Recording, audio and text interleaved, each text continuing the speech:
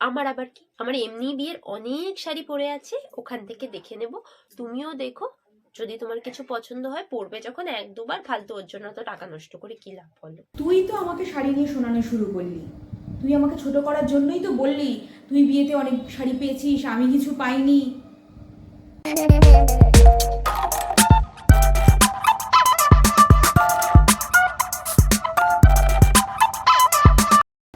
কি রে ছোট, কি করছিস? শোন, পরের মাসে মেজো মাসির ছেলের বিয়ে। তা তোর যা যা শাড়িটারি কেনাকাটির আছে, পাশের বাড়ির বৌদিকে আজকে আসতে বলেছি, তুই ওনার থেকে দেখে সব কিনে কাটে নিস, ঠিক আছে? তুমি আবার ওকে ডাকলে? এর থেকে গড়িয়াহাট বা এমজি রোড গেলে হতো না? অপশনও অনেক ভালো ভালো পেতাম, আর কোয়ালিটিও বেস্ট কোয়ালিটি হতো। কি বলছিস অপশন নেই? এরও অনেক অপশন আছে। তোর যদি কেনার হয় কেন, না হলে আমি আমার মায়ের শাড়িটা এর থেকে কিনে নিচ্ছি। আর আমি অত দূরে দূরে কোথাও যেতে পারবো না বাবা, ভালো লাগে না আমার আর। পরবো একটা দিন, ওই একদিন তো পরে শাড়ি ছবি উঠবে, তারপরে আবার সেই আলমারি বোঝা হয়েই থাকবে। তাই এর থেকে আমি কিনে নেবো। তুই অরিজিনাল কিনতে হলে যা অন্য কোথাও গিয়ে। আমি এটা বুঝি না, তুমি ওর থেকে শাড়ি কেনার জন্য এত কেন? ডিসকাউন্ট বা কমিশন কিছু পাও নাকি? ডিসকাউন্ট পেলেই বা তোর কি তাতে ডিসকাউন্ট পেলে? আমার আবার কি, আমার এমনি বিয়ের অনেক শাড়ি পরে আছে, ওখান থেকে দেখে নেব। তুমিও দেখো, যদি তোমার কিছু পছন্দ হয় পরবে যখন এক দুবার, ফালতু ওর জন্য তো টাকা নষ্ট করে কি লাভ বলো? তোকে আমারটা নিয়ে চিন্তা করতে হবে না, তুই তোরটা দেখ। আর পারলে কিছু ম্যাচিং ম্যাচিং সেটও কিনে নিস।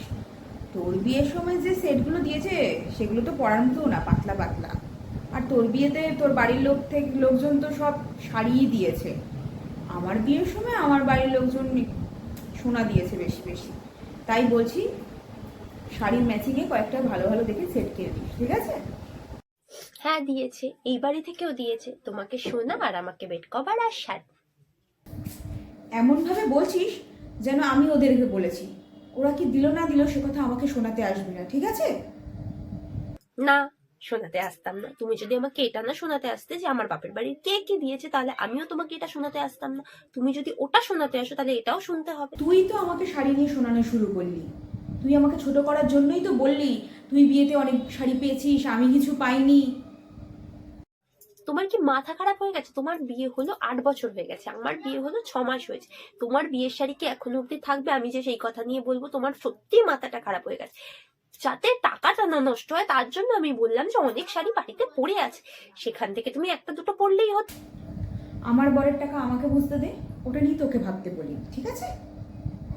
তোমার সাথে না কথা বলাই বেকার। কে বলেছে বলতে? না বললে তো খাবারটা মুখের সামনে পাবি না, তাই বলিস। যা যা।